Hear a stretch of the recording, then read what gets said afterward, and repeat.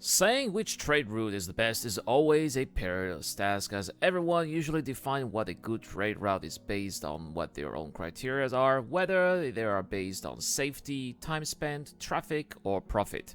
In fact, one might argue that there's no such thing as a universally best trade route because these, by definition, don't exist due to the many variables involved. Which is why, to me, the best trade route is simply the one that gives you the most satisfaction by the end of the day.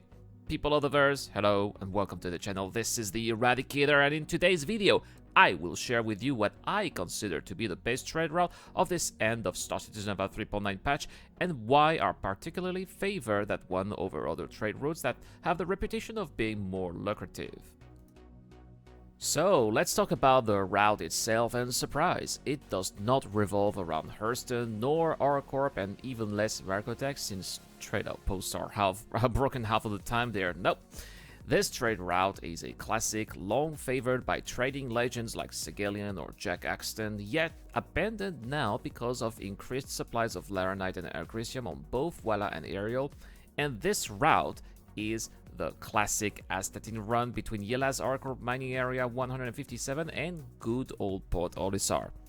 So much hype for that, you may wonder, eh?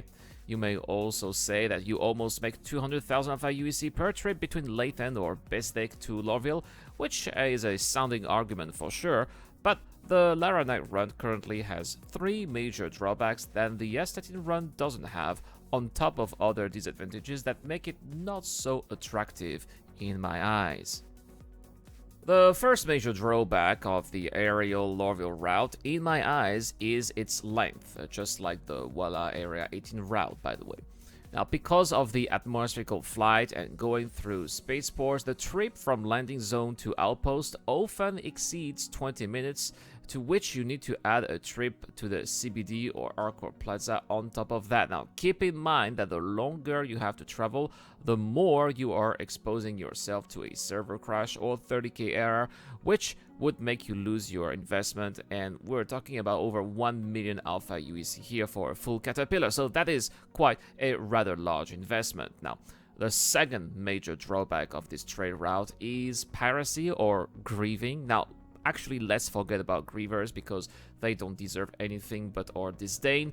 Piracy, however, shall legitimately be part of the game, and as you would expect, these pirates are attracted by hulls carrying high-value commodities, as the more expensive a hull is, the more a trader would be willing to save their hull, and ever since the start of the recent Laranite boom, we've seen an unprecedented surge of piracy activity around the Moon's 2 mining outposts, which should really make you think twice if you are considering going there without a serious protection force, which should, by definition, be costly and thus considerably reduce your profits. So, is it worth in the end? I personally don't think so. Last but not least, the third major drawback I see with the aerial Laranite run are the technical difficulties generated by the game itself, some of which hopefully are going to be fixed in Star Citizen Alpha 3.10. For example, when you land at Lorville, the no-fly zone autopilot may randomly decide to take over your ship and crash it on the starport surface, making you lose your ship and your cargo. This is something that happened to me quite a few times in Alpha 3.9.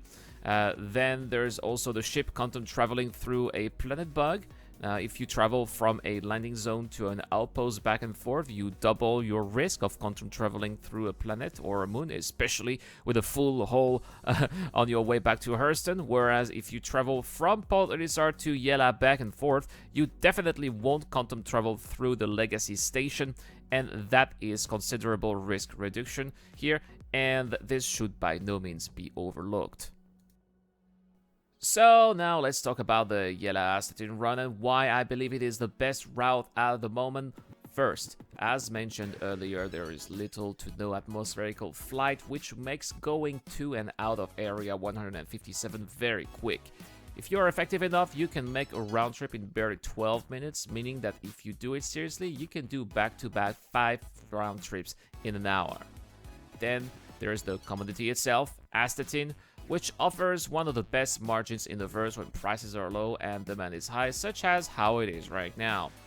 Buying price is currently at 7 alpha UEC per unit, while sell price is at 9 alpha UEC per unit, meaning that for every 7 alpha UEC you spend, you end up making 2 alpha UEC, which makes a whopping 28.5% margin, making it one of the most profitable commodity in the verse per alpha UE spent right now, if not the most profitable commodity in the verse right now. Now, of course, there's no such thing as a miracle trade route, though, and Caterpillar owners will be limited to 400 SCU of stock when buying there, meaning that Florin will have to be bought to completely fill the cargo hold, but it nevertheless brings home an 80,000 alpha UEC profit per run, which per hour can generate an income of 450,000 alpha UEC. Now, I can hear people say, "Buddy Rad, I can make more than the double at Aerial," and that is true, you can, but you have more chances to be griefed, pirated, quantum traveling through a planet, or experience a server crash too. You also need to quadruple your invested capital for a full load of Laranite. That is a huge risk, and if there is anything that a good entrepreneur should know to avoid, it precisely is risk. And that's it for this video. Thank you so much for watching. I hope that you enjoyed today's trading tip. If you did, please consider leaving a like or subscribe to the channel, as it really helps it growing. I'll see you guys tomorrow for more stock citizen content. This is the Eradicator, and I'll see you guys later.